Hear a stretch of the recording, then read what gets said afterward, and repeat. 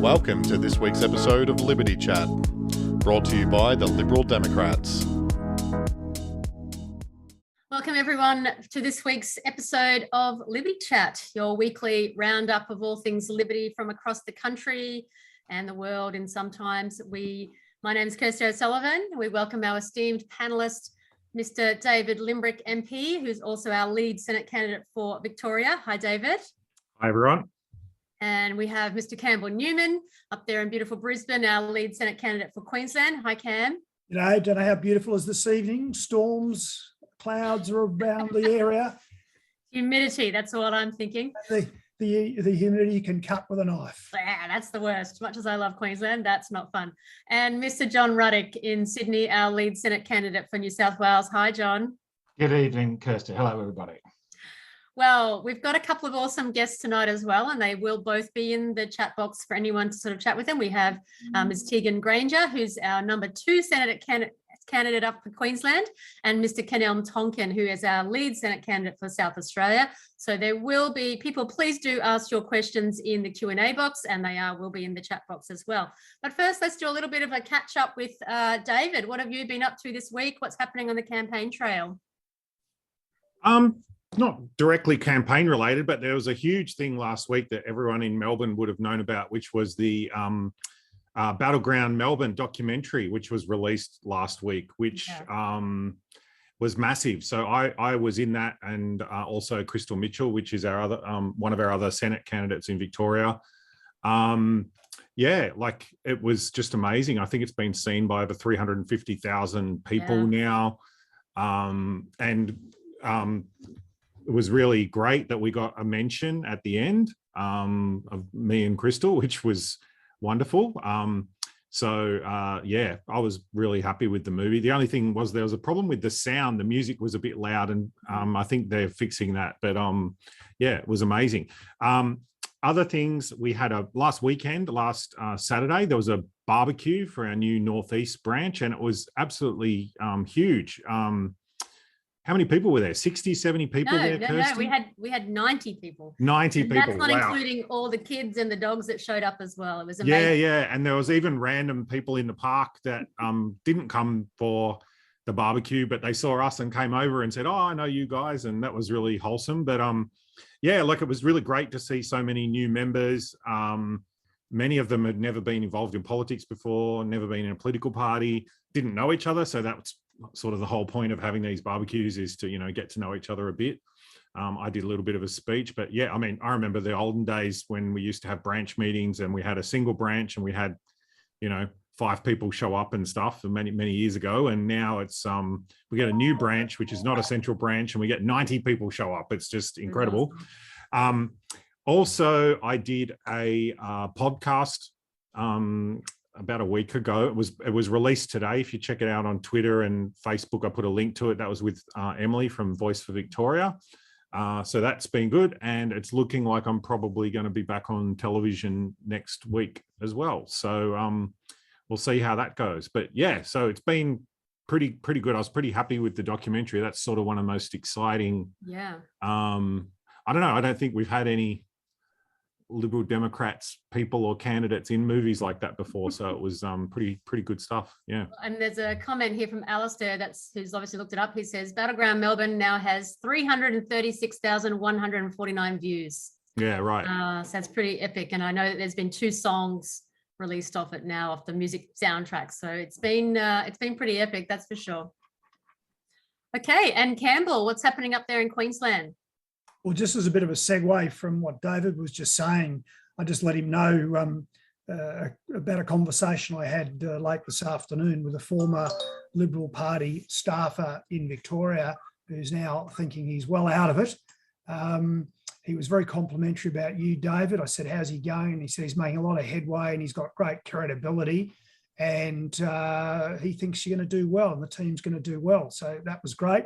And he painted a picture of dysfunctional, toffee-nosed, lack of accountability, failure to accept responsibility within the Libs in the state team. So nothing I Nothing that would surprise you, I'm sure, though, David. I have absolutely no insight at all into what goes on in the Liberal Party, but a house divided, mate. A house divided, absolutely. And this guy just said, look, they'll be in the wilderness forever if they just continue like this. So that's good. We're the alternative, the sensible alternative.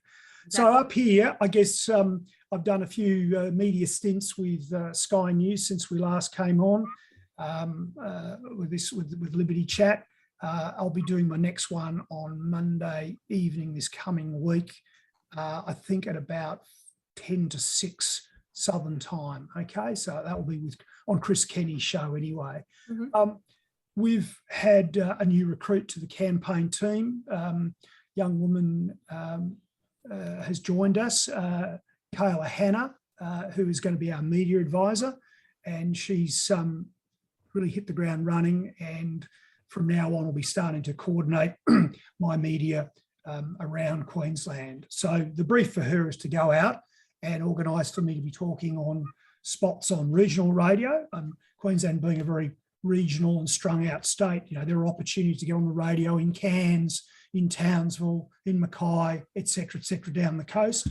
Regional ABC radio and the major talkback shows here in Brisbane. So we're doing that. Also looking for targeted media opportunities in the future with 7 or 9. So we're going to sort of go and take, well, here's a story and just present it to one or the other stations.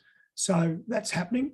I'm lined up for a CPAC event on the 16th of February, which will be the main attraction. So we'll be doing some promos with the organisers of that. And I think probably... Is that CPAC Queensland? Well, this is a CPAC event happening in Queensland, on the 16th of Feb, John. I saw the ad for that, and it was, who are the real Liberals? Exactly. So that's really very much what I'll be pushing and why I'll be making the case for why people should be seeing us as the alternative. Final couple of reflections. First one is breaking news this afternoon was Clive Palmer saying he was the lead Senate candidate for the UAP up here. I got called by the Australian, I think, and they kept asking me, are you worried? And I said, well, look, I've been expecting this for quite a long time. At the end of the day, I said we'll be working with other minor parties, including the UAP, to try and give people an alternative to the major parties that have let us down. And I said, I hope people vote for me and our team. But if they're not going to vote for us, I'll be very happy for minor parties to have some success at the expense of particularly of those major parties. So that's the way I'm talking about it.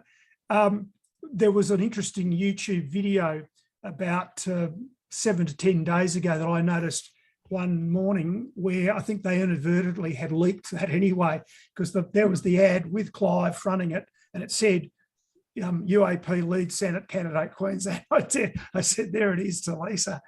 Final thing, and I just give you, we used to talk when I was mayor or premier about the taxi driver poll.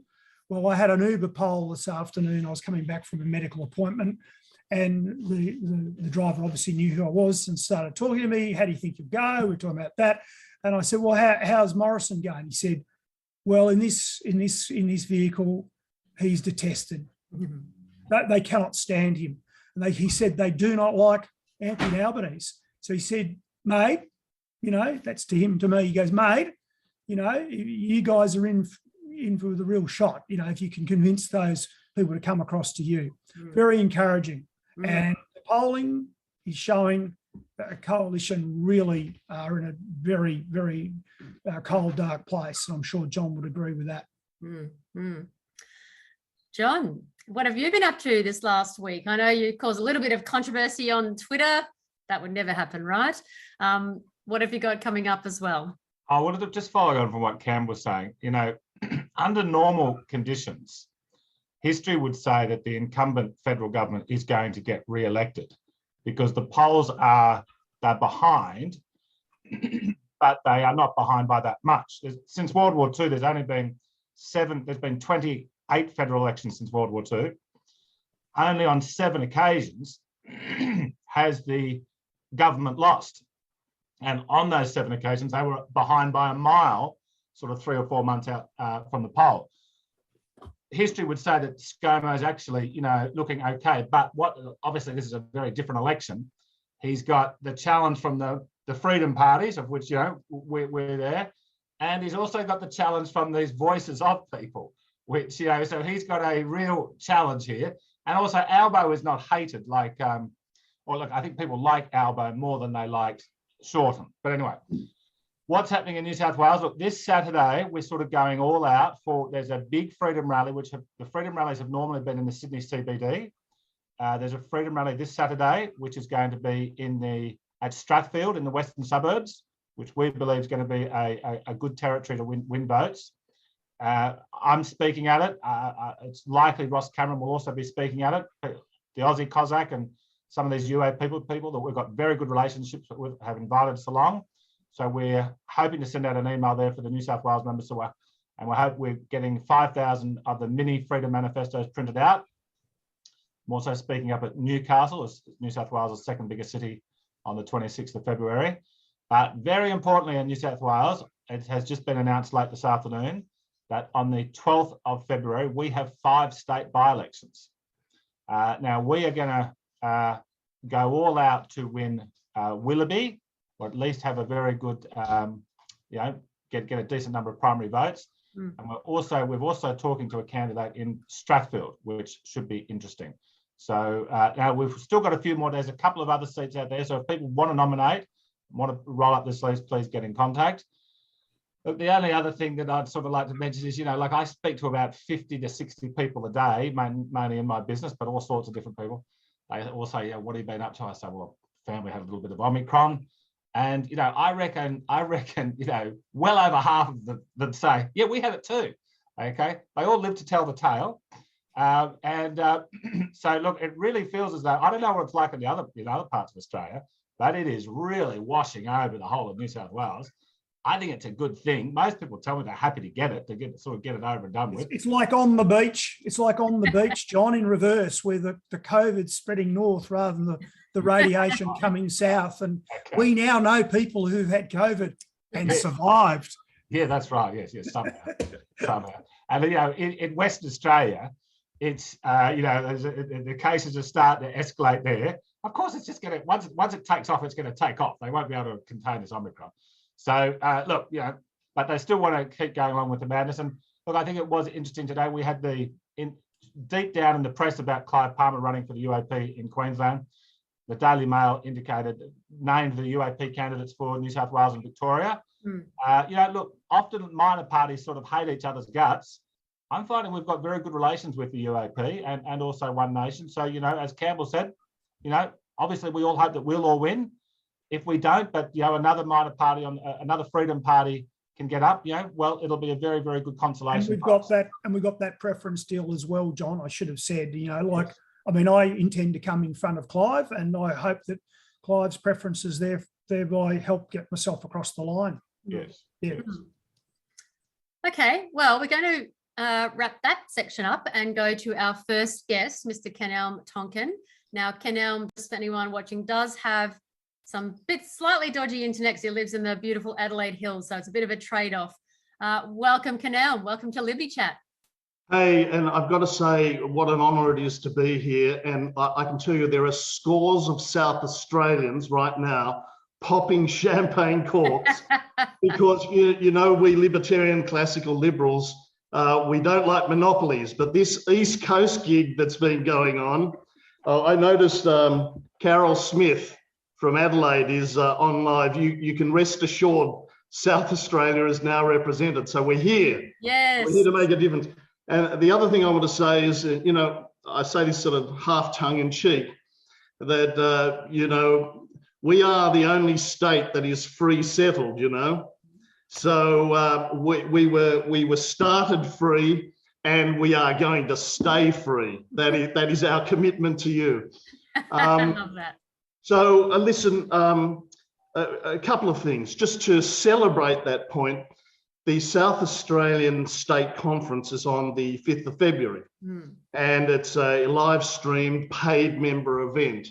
And if you haven't seen already, and you should have if you're looking at the emails that Kirsty pumps out from our head office, you'll you'll understand and know that we've secured Dr. Ron Paul, former twice US presidential candidate, to speak at the, I'm going to say it again, South Australian State Conference.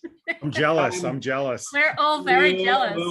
But that's okay. We believe in freedom, movement across the borders, and we've already got 86 RSVPs from across the country, all states and territories. As long as you are a paid member, you are welcome. And we're all in this together, and we can use that phrase meaningfully, not like a Prime Minister and the opposition leader. So David Lionhelm is also speaking in that. There'll be other luminaries, and it'll be great fun, a rallying cry. South Australia also, of course, as you know, we've got the double whammy. We've got the state election on the 19th of March, as well as the federal coming up. So, you know, it'd be a really great rallying cry, and I know we've got a lot of South Australians all G'd up. I'm old enough now at 53 to be able to relay a campaign story elsewhere in Australia back in 1996 when Paul Keating was the Prime Minister, and we had this guy John Howard running. I remember a long time ago that there was in my days previously when in the Liberal Party, before the Liberal Democrats was even founded, that after 1 hour of experimenting with what lines to run voters as you're handing out a how to vote, it just became obvious that you say something like, "Time to kick Keating out." And that just resonated. And you know what? In all my time as an amateur pundit on politics, I have never felt that same visceral feeling now, except now in South Australia, and I'm sure in the other states, it's a feeling, get rid of the majors and Greens. You know, the coalition Labor and Greens out. They're looking for an alternative. It's palpable. So in South Australia, we are confident that Campbell Newman is going to win his Senate seat, and David Limbrick and John Ruddick, and we're confident that Kenelm Tonkin's going to do it. We've got dozens of people who are just coming out of the woodworks. We've got speech writers, candidate vetting officers, recruitment officers. We've started a youth wing, corporate fundraising. We've got a meme team. Now that's the way to get people. That's the way to get attention. Rob Cribb better just. He's got competition. Let's see if that South Australia Twitter or the Kenelm Tonkin Twitter will overtake the Lib Dem Twitter. But you know, it's beyond me. It's bigger than me, which is great. It's a team, as Campbell was saying earlier. You know, there are too many people to mention, but I should mention Ben Cove, who's stellar on social media. Christopher Vogel stepped up. He's lost his job due to a vaccine mandate, so he's super busy. He's full-time on the campaign as the campaign director, and there are just so many. Justin Teal. I mean, look, there are just too many people to talk about that are really stellar that are helping. Now, people who are helping us. I had a conversation, as David mentioned. I had a conversation with David earlier today. You know, David is a whiz at social media. He's a whiz at everything. He's a whiz at freedom, right? So, but he has a number of South Australian followers that at least now they've got a face for South Australia that they can gravitate to. And David's going to help South Australia with that, you know, beyond Victoria. So we're grateful, David. Good job.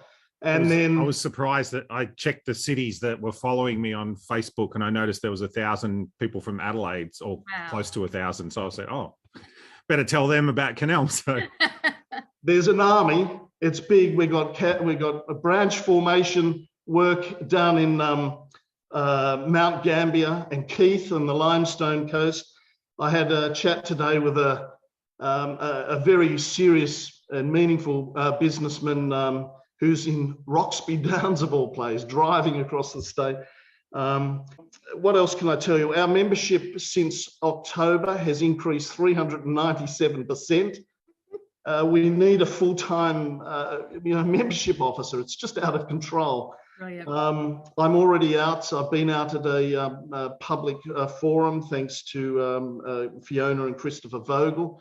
And we've got a huge rally, like John, huge rally in Adelaide.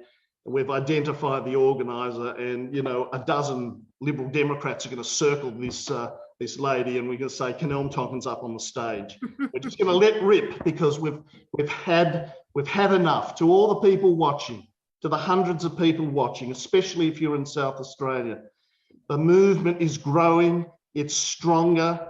The Liberal Party particularly are coming out on social media with their claws. This is good news for us. And we're all fired up, as you can tell, I hope, from the candidate. Yeah. Well, I tell you what, I'm pretty fired up now myself. Thank you so much for that, Kenelm. And how can people follow your campaign? How do we hear about it? How can they help? Look, you just look up it's at LibDemSA for Twitter, or Kenelm Tonkin, as it's spelt on the screen, at Kenelm Tonkin on Twitter. Also got Facebook. We're everywhere, honestly. Beautiful. So honestly, anyone else that wants to get involved with that South Australia campaign, get to the website, join, donate, volunteer, and you'll get pushed into the right direction to help this South Australian juggernaut. Thank you so much, Kenelm. Well done. Okay. Okay, and now as we say goodbye to Kenelm, we're going to welcome another Senate candidate.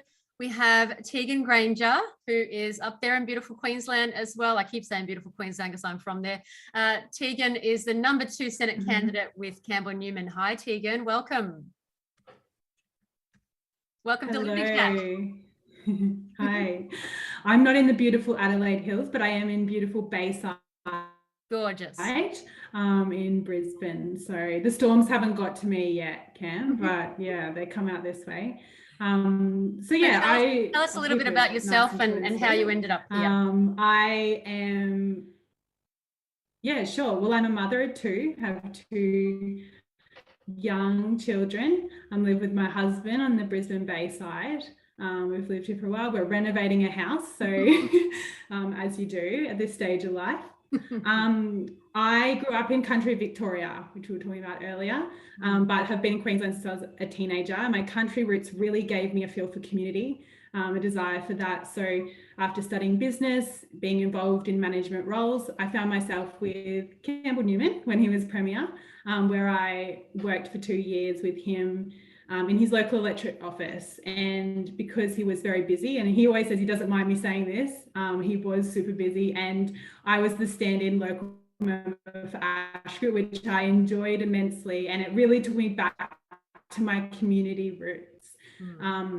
And I just thought, this is what life's about: community, connection, being together, and you can do that in a big city. So I loved that role, and I loved working with Campbell, and since we've been good friends, we've gone off and done our own things. Obviously, I started a small business. I'm a sole trader and work for a not-for-profit. So yeah, that's me. So that's who I am, and I found myself at the Lib Dems, and very to be, obviously been around for a while, but my family, as lots of families were staunch nationals, being country folk and Liberals, but it's just not an option anymore for me. And that's led me to this great party who does stand for freedom and the rights of all. And I'm very pleased to be a part of such a great team. And I'm absolutely appalled at the political elites, and I think they have to go. And I'm not apologetic in saying it that clearly. And with Campbell and being on his Senate team here in Queensland, we've got a beautiful team here behind the scenes and in front of the scenes. So I'm just really looking forward to, I've just been endorsed, so we're getting all the things rolling. For me, I know Campbell's been doing this for a little bit, but I'm excited to join the team and join people on the ground, and just, I want to meet people and talk to them about our great policies and Freedom Manifesto. So yeah. Yes, as Tegan said, she was only just endorsed, and this is kind of like a first sneaky announcement of Tegan. Now, Cam, how do you feel working back with Tegan again? It's pretty awesome. I think it's great. I think Tegs is going to be a false multiplier. I think she's going to be a wingman or wingwoman who I think is going to really, I I think, flesh out the way we're going to message this campaign. So, our messaging up here is going to be very much about providing real leadership, that we're in a sensible alternative. Some of the other minor parties are probably people that are a bit too, out there in their own way. So we're the people who are going to be, a sensible alternative to the LNP. And I think that's the big opportunity here. Yes, we've been quite vocal about the curtailment of freedoms and the like, but we're very much about this group of people who are disaffected LNP. So Tegan's going to play a big role in that. And I think also she's got some fantastic networks around Brisbane. Probably undersold that a moment ago. She's got some very strong community networks, even far more extensive just than the Ashgrove part of Brisbane. So I think that's going to be really important. Well, and she's also got a lot of networks in regional Victoria as well. Warrnambool area, I hear, as well. So there is a question about where in Victoria were you from. So Warrnambool. And to be even more specific, if people are from there, I was actually spent the first 10 years in Kudgee, which is small blink and you miss it, on the Princess Highway back to Melbourne. So nice. Well, thank you so much, Tegan. We are so looking forward to watching your campaign. I'm sure you probably don't even have like your social media stuff set up yet. This is how brand new all this is. Yeah. As we said before, Tegan only just announced. That's why I kind of grabbed her straight away to come on the show. And thank you so much, Tegan. And Tegan will be in the chat box answering a few little questions as well. Thanks, Tegan. Thank you. I am so excited by all of our candidates so far. There's just so many awesome candidates from across the country. So hopefully you can all get involved and follow your local candidates. Now, of course, we are going to launch into the premiere of our very first Freedom Manifesto video. You all helped us fundraise this to get these videos developed for our 10 policies. And we thank all of our members and donors for the money that was raised over this campaign and for their release on social media. We give to you our very number one policy, the freedom from COVID alarmism. The government's response to COVID-19 has been a sledgehammer approach, which has not factored in the consequences of placing human life as we know it in lockdown. The government is simply out of touch with the needs of Australians.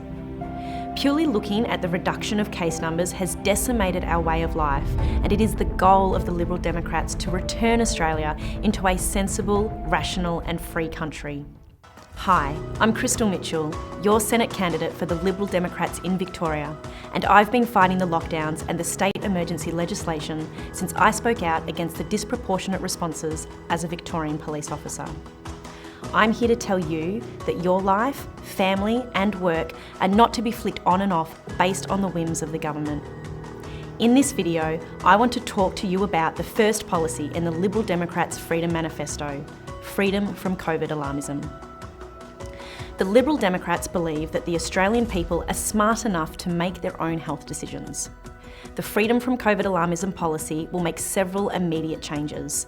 These include opening the schools. Closing schools decreased the severe COVID risk on children from 0 to 0. Not only that, 2 years of our children's education was ruined. Ending the lockdowns. We've been fighting these lockdowns since day one, and if we're elected, there will be no more lockdowns ever again. Legalising peaceful protests. Protesting is a human right. We should never be punishing people for standing up for what they believe in at a peaceful assembly. Protesting is a part of our democracy and it should be protected at all costs. Making vaccines available, voluntary but not mandatory. With rapid antigen tests available, it doesn't make any sense that every person, regardless of their health status, should be jabbed. Ending the mask mandate. Masks should be voluntary. It is only right that the individual chooses how they manage their health and that we do not use coercion to force people into a way of compliance with health orders. Allowing Australians to get home from abroad. Removing the border closures and travel restrictions. It's not okay that Scott Morrison took a private jet to cross a state border to spend Father's Day with his kids while everyday Aussies were not allowed to see each other.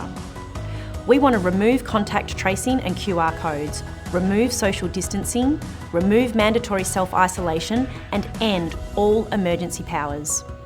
What will this policy mean for you in the long term? It will mean that you will have certainty that your business will not be arbitrarily closed or have crippling restrictions. It will mean you can plan your dream wedding without worry. It means that you can see your family and friends who live overseas or in another state. It will mean being able to say a dignified goodbye to loved ones in person and with those that loved and cherished them. Finally, it means that you will not be pressured by the government to take any medications or procedures that you are not comfortable with. In response to the horror of the last 2 years, we are calling for an immediate investigation into Australia's COVID-19 response. The Liberal Democrats will hold the government accountable.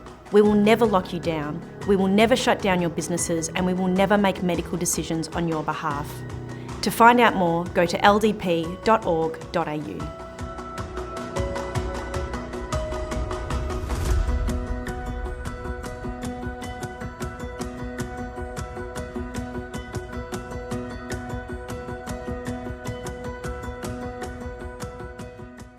Authorised J. Humphreys, Mount Weatherly, Victoria. That was great. Lots of wonderful comments in there saying it's great to see a positive message. People are really happy to see our superstar Crystal Mitchell, our number 2 Senate candidate down here in Victoria. People saying, why wouldn't you vote for Crystal? So it's wonderful. So that's got a positive response for our first public viewing. Now that will actually go onto our YouTube channel straight after Liberty Chat tonight. So 8:30 tonight or 7:30 for Queensland time, it will go onto our YouTube channel. Please share it far and wide, share it with your friends, direct people to our policy manifesto as well on the website. So I'm glad to see so many positive comments about it. Now we welcome back John, David and Campbell. Gentlemen, tell me your thoughts. I thought it was absolutely fabulous. I thought it looked very professional, a terrific message, very well presented. So I think that's a 10 out of 10. Yeah, I really love the idea of these videos. I know we did it many years ago with when Senator Leyonhjelm was in, and we got a really good feedback on policy videos. And I'm really happy to see that we've updated it and we're doing it with the Freedom Manifesto. It's a really great way of sharing, details of what we actually plan and what our policies are. So I think it's wonderful. There is a funny comment in here before we go from Keith saying, if I didn't hate Dan so much and love John Ruddick so much, I've moved to Vic just to vote for Crystal.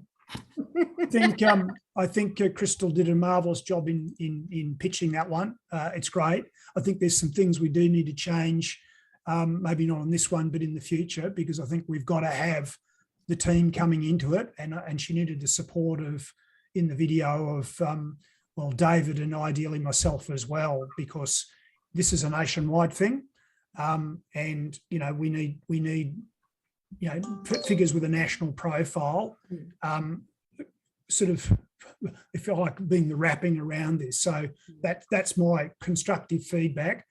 Again, Crystal did a marvellous job, and she should be she should have been the guts of it. That's great. One thing I think I just would have pushed a bit more would have been that she was a sergeant. Yes. In the Victorian Police who took a principled stand. So the great thing would be, if we were going to recut it down the track, to have, say, David introduce her and go, this is a woman who took a principled stand and put her career on the line. Listen to what she's got to say. It's really important. Those are my thoughts.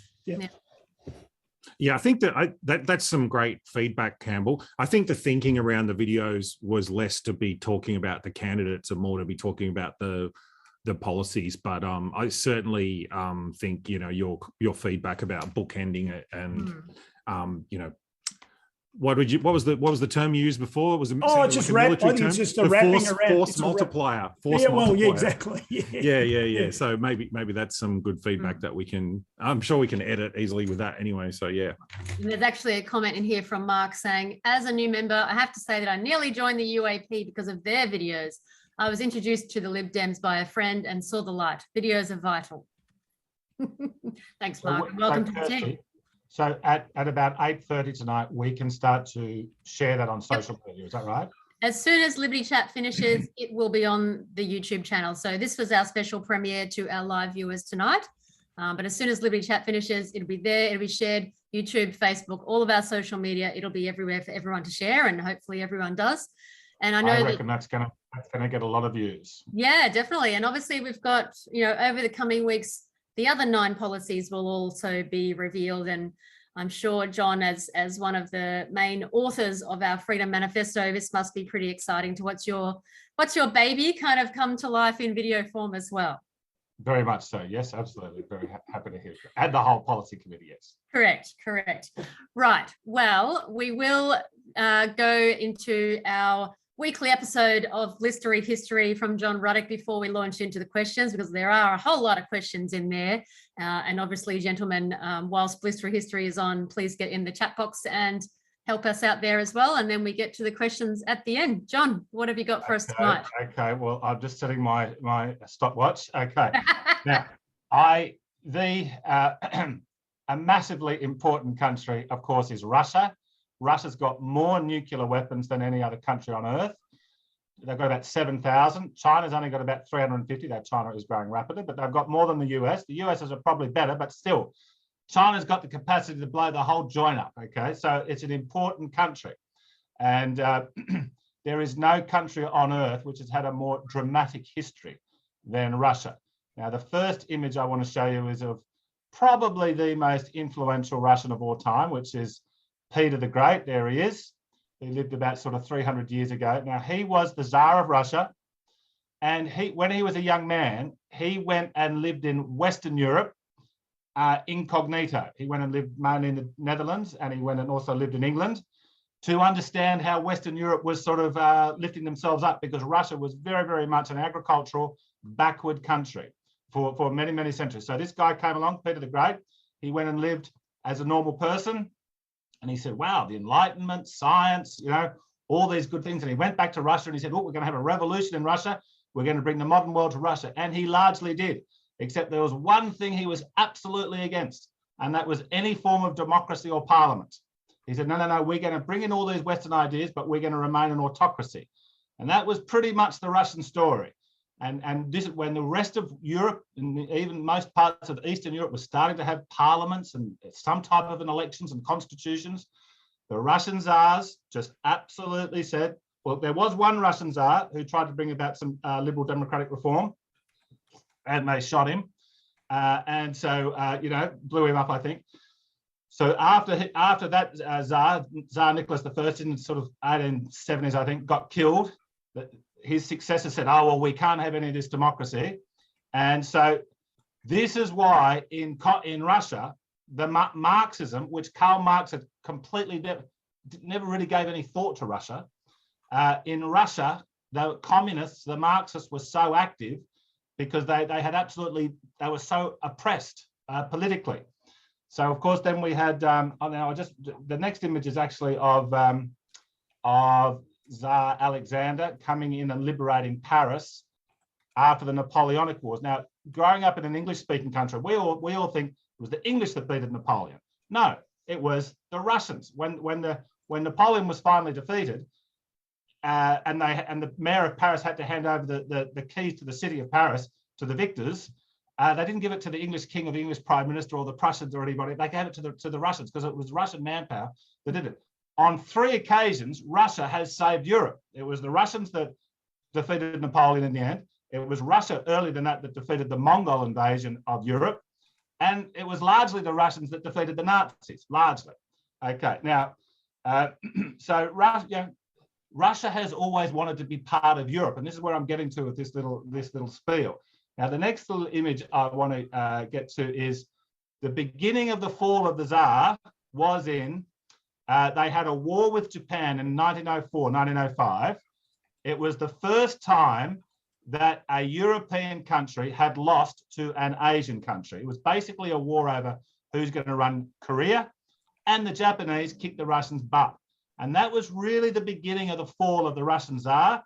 World War I comes along, a lot of inflation, food shortages, total chaos. Russia was losing the war. The Tsar abdicates, which I think we've got a picture of there, which is the Tsar abdicates. Russia goes to hell. Okay, and then within sort of 9 months, they tried to have democratic elections. The Bolsheviks and the communists did not win many votes at all, but they basically seized power about 9 months after the Tsar. Here he is, Mr. Lenin, one of the most evil men of all time. And and they just absolutely, just became a one-party state pretty quickly. And then, of course, we all know what happened in the Cold War. The communists tried to take over the world and they lost. Now, then if we fast forward, and the Americans very gloriously won. Now, in the 1990s, the Russians wanted to be friendly with the West, and they agreed to basically de-nuke, and they wanted to integrate with the West. And the promise that the West made to Russia was that they won't expand NATO further east, because the Russians are understandably paranoid about getting invaded. So this is when things are looking pretty good between Russia and America. If we can just go to that last graph, that last image, this is what NATO looked like. If we look at the light blue, this is the anti-communist alliance.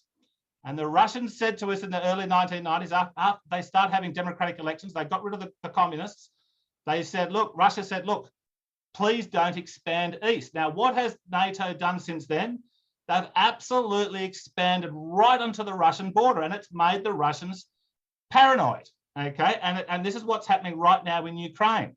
And the worst part about this is Russia, which is basically a Christian country, like the rest of Europe, not fundamentalist, but they're pretty Christian. Russia has now become buddies with their old historic foe, China, and that is not a good thing.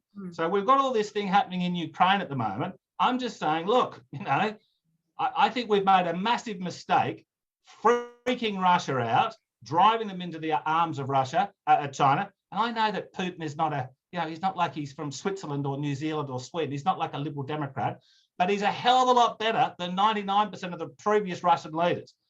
Here endeth the lesson, Kirsty. Well, that was excellent. And in fact, there's a comment here. You covered a lot in that. And there was a comment here saying from Lenin to the Cold War, talk about a snapshot of history. That's why, Adam, that's why it's called blistering history. We rushed through it in a blistering manner. So well done for doing all that in that time too. Thanks, John. I assume the intelligent people that watch Liberty Chat knew enough about the Cold War, but I didn't have to recap that. But yes, we did do the Cold War in about 10 seconds, yes. That's right. You did a great job. And there's actually a bunch of little comments in there as well. So we're going to get to some more of these questions, and some of them have already been answered in the Q&A box already. Zen asks, are there any candidates in ACT, South Australia or WA? Well, yes, we just had Kenelm Tonkin as our #1 Senate candidate for South Australia on, and there's also a couple for ACT and WA in the works as well. So that will hopefully all be happening very soon. There's an interesting one here, Jim, for you, John, saying, hey, John, you seem to have the attention of Pete the Pirate Fitzsimmons. Yeah. He's Mr. Republic, and if something unexpected happens, like the Queen passes, how can you capitalise on the pirate feud to raise the Lib Dems profile?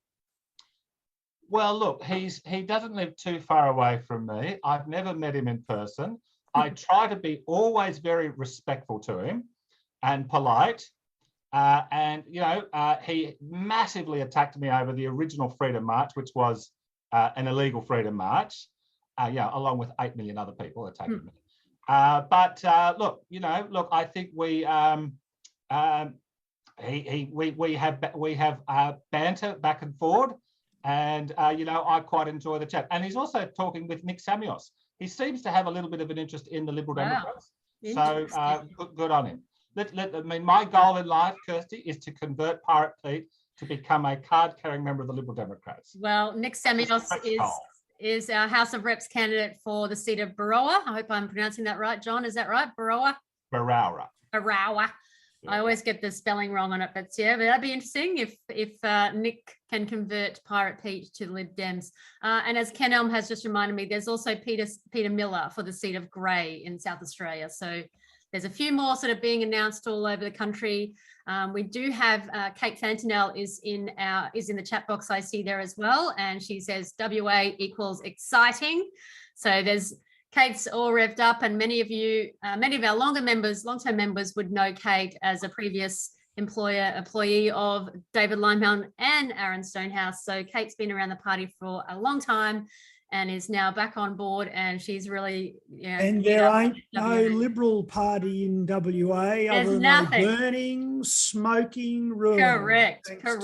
State team. There's can't even nothing use left of that them. word team. There's big opportunity for us in WA just to encourage people who are online this evening. You can just jump into this space, fill the vacuum, fill the lack of leadership, provide the ideas and some great candidates, and you could do really well. Yep, and definitely just to back that up, Campbell, when Christian Porter resigned, I think he's got the safest federal seat in WA.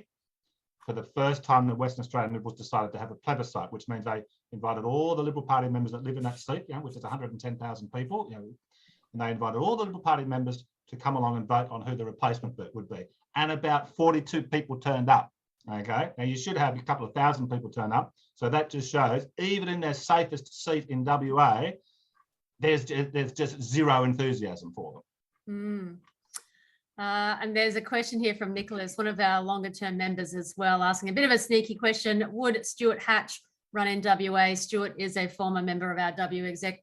I don't know. I'd like to see it. You never know, Nicholas. We'll see what happens there. John asks a question saying, what do you have to say about Bernard Gaynor's situation? I'm not sure who would be the best for that. Campbell, do you know much about Bernard? Oh, look, I've communicated with him in the past, and I'm not up on where things are with him, I must say. So I'm sorry, I don't think I'm in a position to really. He's got a legal matter on, is that right? Yeah, that's all I know. Yeah, took a principled stand, on some matters there. Right. Sorry, I don't normally duck questions, but I'll duck that one. It's only, There's a few more questions from people asking about candidates in various electorates, and if anyone's wanting to know any more, you can certainly send an email into contact@ldp.org.au to go through some of those individual ones. There's a couple of ones that I don't think we have candidates for just yet, but hopefully they are very soon. And certainly if we don't have a candidate for your electorate, maybe one of the members here tonight will put their hand up. So there's a few more in the works anyway, because we'd like to have obviously people that you can vote for all across the country, not just our Senate candidates, but we want to have our House of Rep candidates all over the country as well. Gentlemen, can you see any other questions that you would like to answer through there? A lot more comments about Battleground Melbourne and how well it did as well. Okay, Kirsty, can I mention Ben Ruffley, who we've endorsed as the candidate for Chifley? Yep. Now he is a good young kid, Ben Ruffley, and he came round to my place on the weekend with Rob Cribb. We had a good time together. Made a little video. I think about 12,000 people have seen that video announcing him. Now Chifley is Mount Druitt, Blacktown, a rough part of Sydney, but an increasingly it's moving up, and extreme Labor. Okay, historically, it's about 65% Labor primary vote. A hell of a lot of tradies are out there. A hell of a lot of them were pretty cranky about being locked up at home. Ben is mid-20s, and he's really campaigning hard. And the Liberals never care about that seat, and I think Ben's going to get a pretty good primary vote out there. Yeah, he's a local to the area, born and bred out in the western suburbs out there. Lots of friends and family in the area.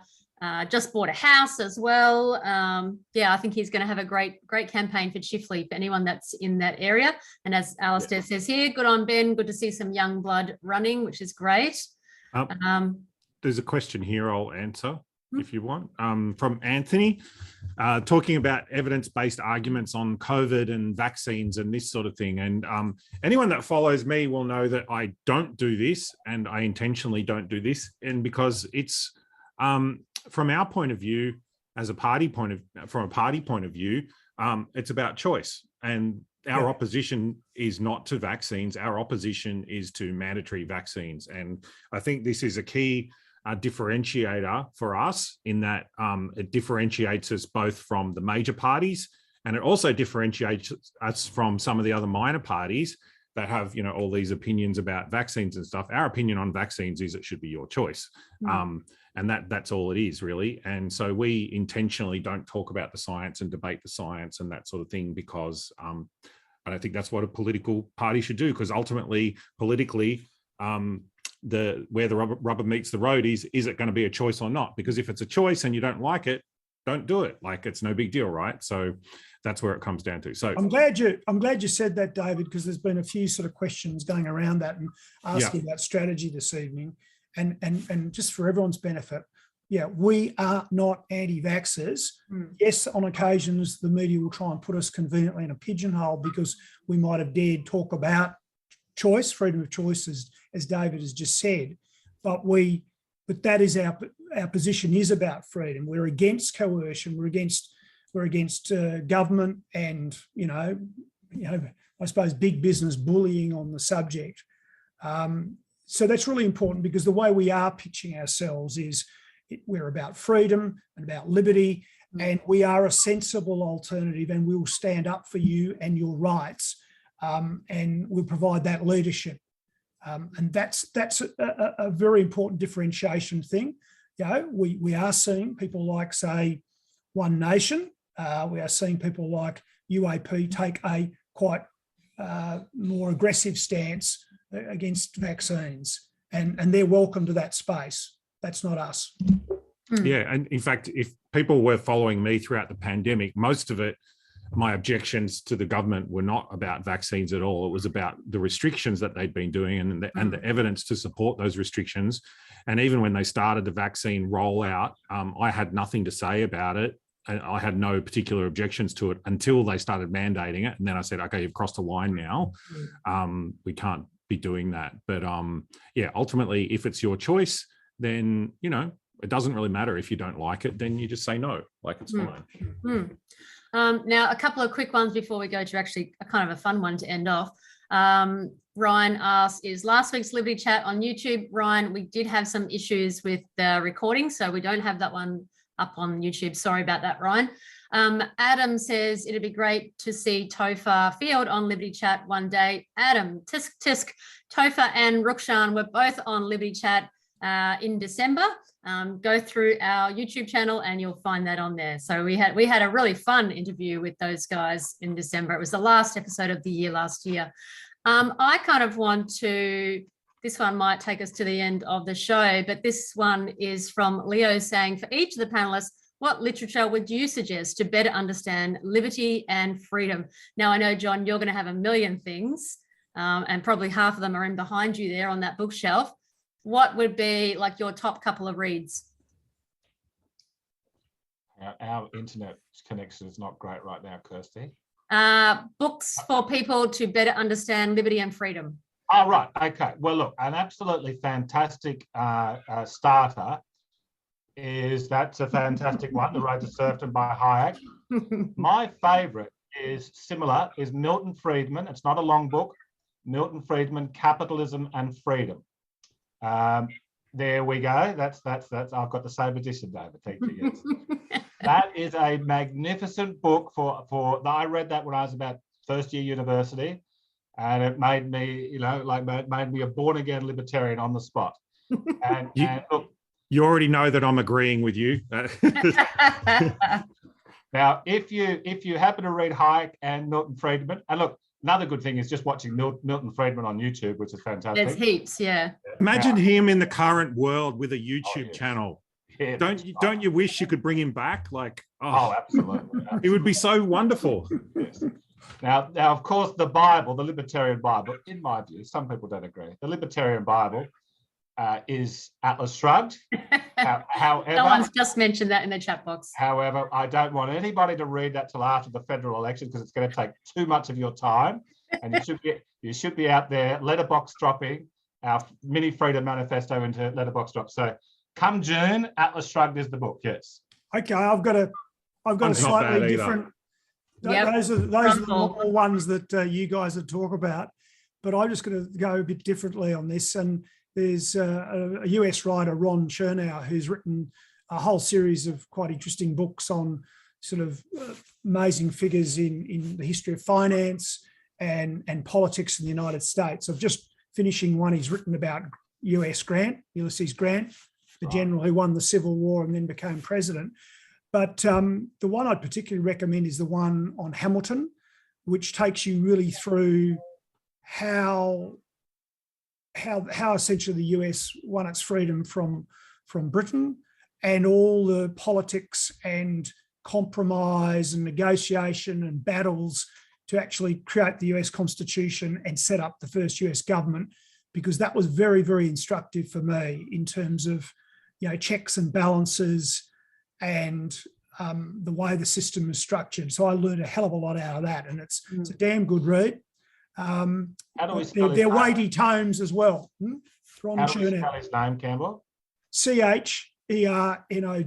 Great reads. He's done ones on JP Morgan, on Rockefeller, on the Warburgs, the German Jewish banking family. So I'd recommend all his books. They're great. David, did you have any other ones to add? Yeah, well, definitely The Road to Serfdom. Yes. Campbell and Ruddick's suggestions may be good, but nothing beats The Road to Serfdom. I won't hear a bad word about it. Hayek is one of my heroes. The Road to Serfdom is interesting. I think it was first released in a condensed form in Reader's Digest, I think. So it was like mass produced and sent throughout the United States. But it describes how a free society descends into totalitarianism and what to watch out for. It describes exactly how collectivism takes over. It explains why freedom's important, all of those sort of things. He just lays it out.